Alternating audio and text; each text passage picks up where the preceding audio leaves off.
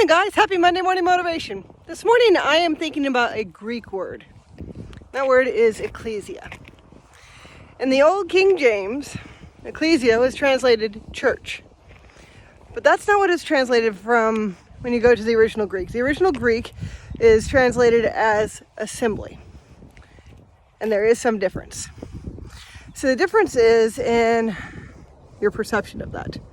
See, when I say church, majority of people are going to pretty instinctively think of a building where people gather for learning about God, for worship, for religious exercises. But when I say assembly, well, that's just a group of people who happen to be in agreement over something. When I get together with my fellow homeschool parents and we form a co-op and take turns teaching different subjects, we are an assembly. We're not a church, we're an assembly. We have come into agreement over something, and the thing that we have come into agreement over is what happens. As a result, things get taught that might not have been taught otherwise. When I play with my band, when we gather together, we are not necessarily a church, although we do come together to worship. No, we're an assembly because we gather together in agreement that what we're here to do is to play this music and to find out what sounds will make the song sound the best and how to produce those sounds. We are an assembly because we are a group of people who've come into agreement to find a solution to something. That's an ecclesia.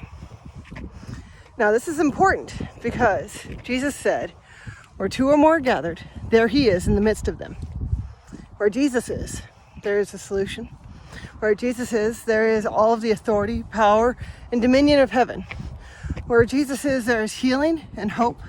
Where Jesus is, there is a dynamic shift in perspective because now you have heaven's perspective added to your own. Where Jesus is, that's where you want to be. And when you have an assembly, when you've come together with somebody else and decide just one and two people or more are gathered to pray for a specific purpose, then you have an ecclesia. Then you have a government entity that is extending the purpose of heaven. Okay, that can get real deep real fast. But here's my point.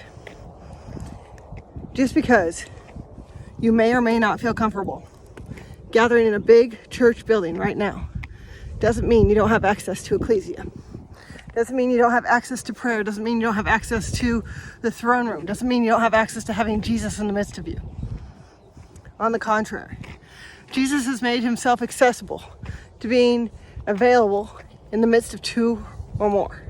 If just you and your child gather and pray, if just you and your spouse gather to pray, if just you and your friend gather to pray, there he is, the ecclesia, in the midst of you, ready to bring the answers to the things that you're bringing to him in question. Because you've come together on purpose, for a purpose, to seek the kingdom of heaven and see God's purposes prosper here on earth as it is in heaven. All right, I love y'all. I'll talk to you later. Bye-bye.